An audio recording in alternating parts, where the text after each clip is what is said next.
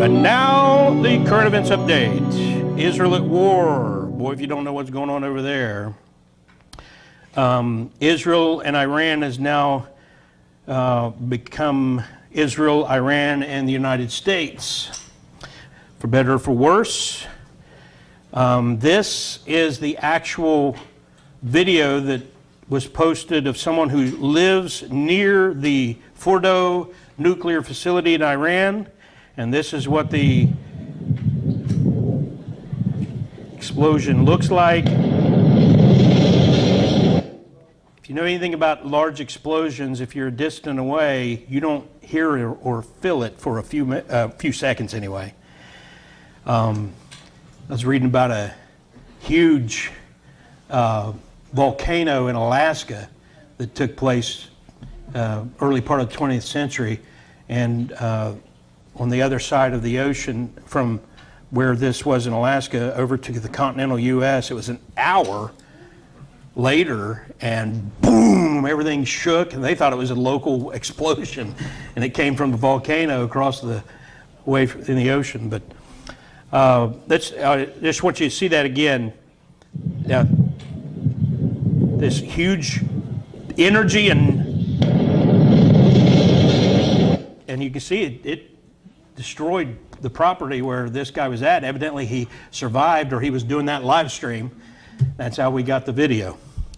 So I do want to say a couple of things about this before I move on. We aren't celebrating war. We're not, giddy about war. But Romans 13, 1-4 provides that God has ordained government to protect its citizens from the evil and the wicked. And Iran has been calling for the death of America and Israel since 1979, when the Ayatollah Khomeini and the Islamic Revolutionary Guard took over there in Iran. They had our hostages. Some of you are old enough to remember that. Ronald Reagan was elected, and then they released the hostages. But it was only a few years after that it was Iranian proxies who killed, I believe it was 84, or no, it was more than that. It was like a couple hundred of our Marines in Lebanon. Iran has known to have killed more than 1,000 Americans since that 1979 revolution, as they call it. But there's more than that. There's more than that. And I agree, just telling you the honest truth, I agree with not allowing Iran to get a nuclear weapon. 241 Marines were killed in Lebanon. That was 1984? 83. October 23rd, 1983. There you go, Jim has that etched in his mind. And so I am not calling for, supporting the idea of boots on the ground, another Iraq or anything like that. And I believe that our president is committed to avoiding that kind of thing. But I do believe this had to be done. And so you're free American, free to disagree with me, but I just think you should know where I stand on this. And I hope in the end that everybody who has been wailing and gnashing their teeth over the last month has to eat their words, because there are a lot of bad things said about Trump, a lot of bad things said about Israel, and a lot of lies and a lot of nonsense. So other than that, no change. But when it comes to the hostage situation, I took the slide out because they, just after Sunday school started, I got an alert where they informed or reported that 3 more bodies were recovered. And I couldn't find any explanation, but they dropped it. We had the last count at 50. They dropped it not to 47, but down to 43. So I'm waiting for more information of how it went from 50 to 43. That's what I-24 News and other news sources had that number. So we were just sharing that. So I'll figure it all out and let you know when I get some more information on that. But in the meantime, good news is that Hezbollah, which has been completely decimated prior to this, has refused to obey the Ayatollah's call to attack Israel. Hezbollah owes its existence to Iran, and yet they're saying, no way, we're not in this fight. So that's good. This was reported on I-24, and I like how they put it here. Hezbollah leader Naim Qassem is terrified at the prospect of devastating Israeli reprisals, leaving Iran in dire straits. You see, I don't know if they planned it this way, but the fact that Hamas is decimated, Hezbollah decimated, ISIS decimated, it totally defanged Iran. And now that they have destroyed the nuclear capabilities of Iran, that's why Trump is saying, it's just, you might as well make peace, you got nothing else. Well, we do have a concern for sleeper agents here and in Europe, and not so much Israel, but surrounding Israel. But and you know, we mentioned the EMP, something that you ought to have plenty of backup sources for water and food, just in case. We're also concerned about the possibility Iran has a considerable, unit that works to hack our systems, to shut down our grid and disrupt the banking system. Now, the people I've listened to said it would be a short-term thing. We'd be able to get all that back up on if it was a hack. But still, for a few days, you may go without. You might not have electricity. You might not have access to your money. And so that's why we just say, whether it's this or a tornado or whatever, flood, you should be prepared to go a few days, with water and food and anything, medicines, anything else. Always be prepared so that you can get through, say, 3 to 5 days minimum, a week, 2 weeks, even better, according to what you can do. The Ayatollah wants to make sure that after he goes to hell, the Islamic death cult continues. So this came out before the attacks of the nuclear facilities, that he had lined up 3 successors. And so it's actually wise, but it should have been already in place. Our Constitution says that if our president dies, the vice president steps up. If both of them somehow are taken out, the Speaker of the House steps up, and then there's a whole train behind that. So, and that's why when the president gives the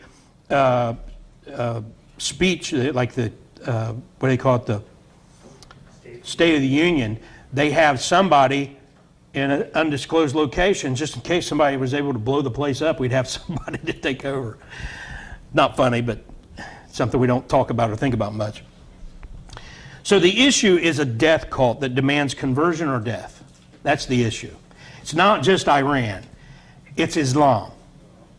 It's anyone who believes the teachings of Muhammad. Period.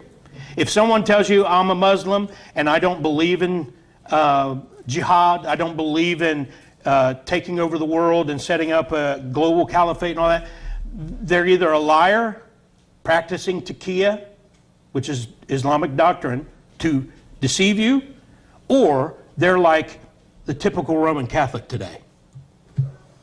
Roman Catholic doesn't know what their church teaches. When you tell them what the church teaches, like, they don't teach that.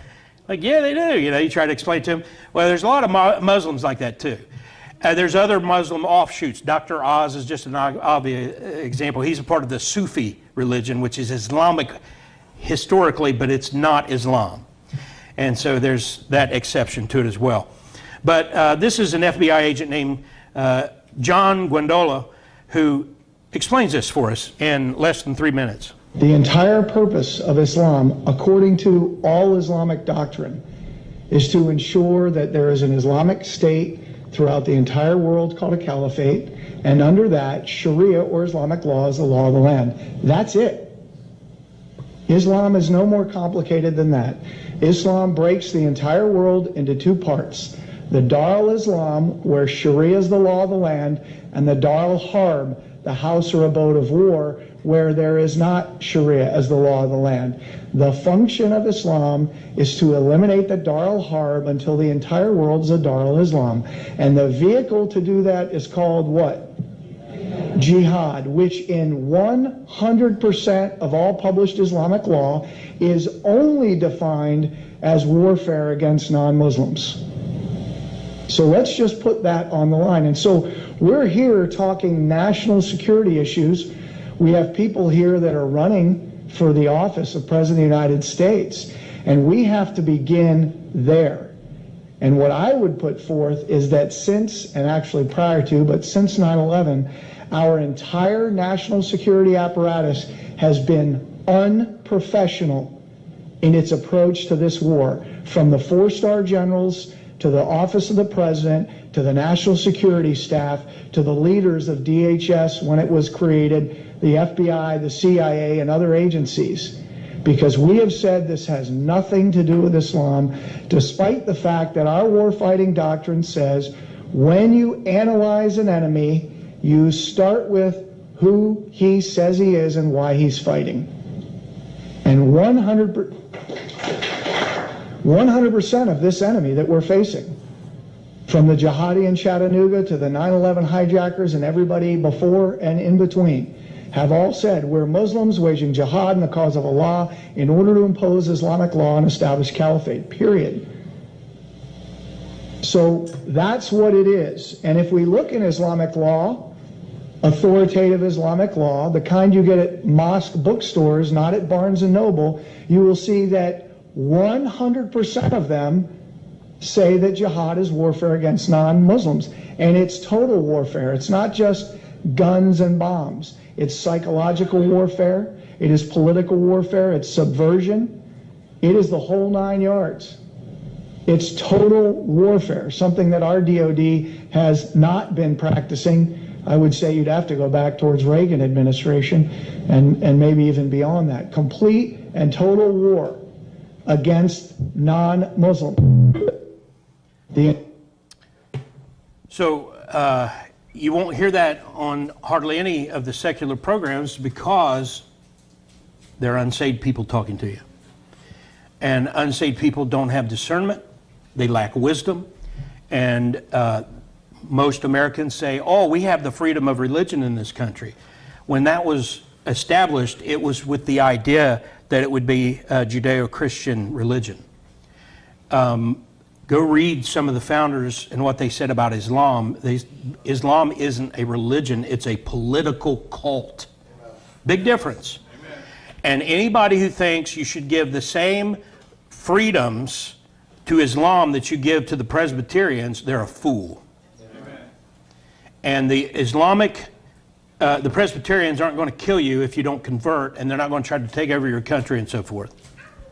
And that's the difference. It's one of what he's explaining there. And just want to mention one thing I didn't put in here because I just saw it a little while ago. But Russia strongly condemned the United States attacks on Iran's nuclear sites. I mean, this is what you call rich. Listen to this. Quote, this is the Russian statement.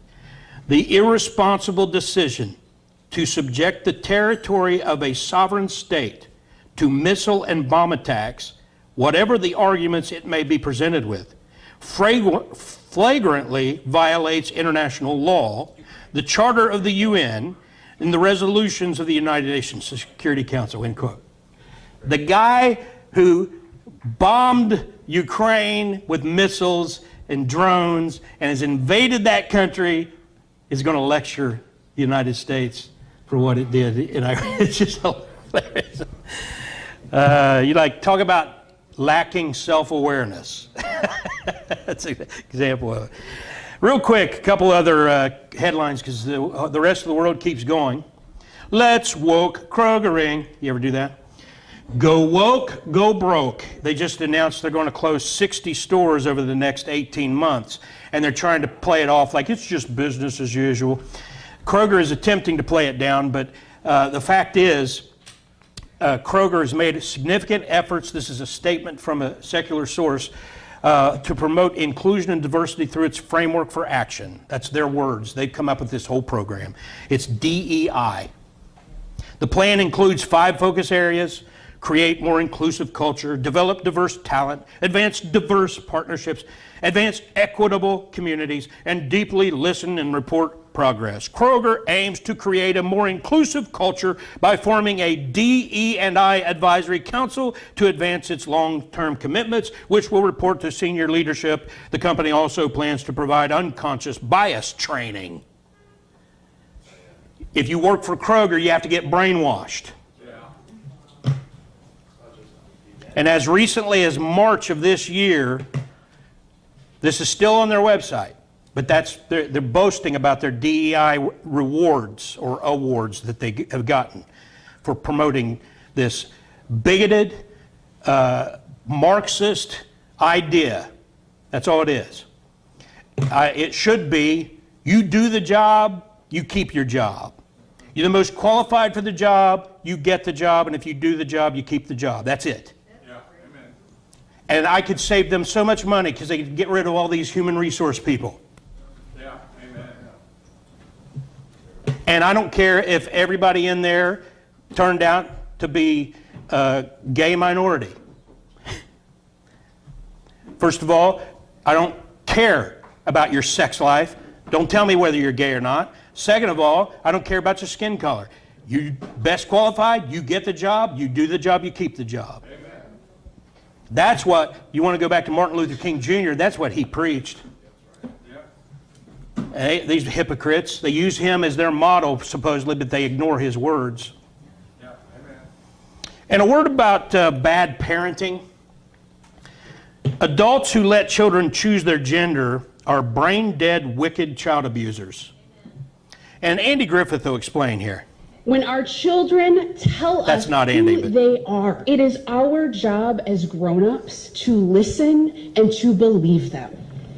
No, I'm afraid it don't work that way. You can't let a young'un decide for himself. He'll grab at the first flashy thing with shiny ribbons on it. Then when he finds out there's a hook in it, it's too late. Wrong ideas come packaged with so much glitter, it's hard to convince them that other things might be better in the long run. And all a parent can do is say, wait, trust me, and try to keep temptation away. Amen. Think how crazy that is, that their whole point is that if a 6-year-old boy says he wants to wear a dress and be a girl, oh, okay. What a nut. And I'm not talking about the kid. It's normal for kids to, be like that. It's normal. Anyway, I've told you the story. I came down, walking downstairs they had a Halloween dress-up thing at school. My sister dressed me up as a girl because I was kind of like, Mr. Jock and everything, so I thought it'd be funny if I showed up looking like a girl. I came downstairs, Dad's sitting at the kitchen table, he looks at me, he says, you get upstairs and take that stuff off, right now. I was like, it's just a joke. He said, I don't think it's funny, get upstairs and take it off. My dad watched MASH, he knew all about Klinger. Is climate change due to emissions responsible for record-breaking temps? That's the question. They want to sell you this idea that emissions are causing greenhouse gases, which is causing the temperatures to be record highs and so forth. The fact is, we're used to seeing these headlines. This is Channel 10, climate change making hot days more likely in Central Ohio. Channel 4, getting worse faster, greenhouse gases are accelerating. Here's another one. Scientists warn that greenhouse gas accumulation is accelerating and more extreme weather will come and all that. It's hogwash. That's not science. That's science falsely so called. That is not scientific. There's no science to back that up. The science backs up this, and these news organizations won't tell you this. It's the clouds, stupid. That's not my words. That's from I'm quoting this guy, Steve Malloy. He's a climatologist or something like that. I've been telling people for 19 years that clouds matter to climate and emissions don't. He gives references that you can look up, and if you guys want to, I can share it with you. Clouds are what made 2022 Nobel Physics Prize winner become a climate realist. When people study the facts of science and they see that the problem is rapid cloud loss is what is contributing to record-breaking temperatures. And there are various things at play when it comes to this change in the amount of clouds in the air, and we don't have time to get into all that. But I just wanted to tip you off on that. And also, there's this big, huge thing in the sky called the sun. And the sun has more to do with our climate and the clouds, by the way, than anything else. There's your hint as you continue to research this. But here's just a little anecdotal information for your consideration. If the oceans were rising and we were about to lose oceanfront property, why do these people live here? Why did John Kerry and Barack Obama build multi-million-dollar mansions on the ocean if the ocean is about to rise and destroy those properties? I'll tell you why. Because they and every other politician, Republican, Democrat, Independent, Socialist, Green Party, doesn't matter. If a politician is preaching climate change to you, there's a buck in it. Amen. That's what's behind it. And they tell us to rent apartments instead of own buildings. Take public transportation instead of having your own car. Own nothing and like it. Hypocrites don't practice what they preach. And finally, a word about consequences of your choices. How it started. Kate Mulvey wrote, "Why I'm disinviting my unvaccinated friends from my dinner parties. If you won't have the vaccine, you're no friend of mine." This is her quote. "I feel increasingly angry at those who refuse to be vaxxed." Okay, hey, just for the record, you want a vaccine. I believe in freedom. But she doesn't. And if you won't get the vax, you can't be her friend. Amen. Several years later. How's it going? "I'm a single woman of 63 and I feel friendless and lonely." Same woman wrote both pieces separated by several years. It's not karma, that's baloney. I'm sorry, I don't mean to embarrass you, but don't quote the world on that karma thing. I've explained it before. It's reaping what you sow is what the Bible teaches. Karma is about how you turn out in your next life. There's no such thing. That's reincarnation. It's false teaching.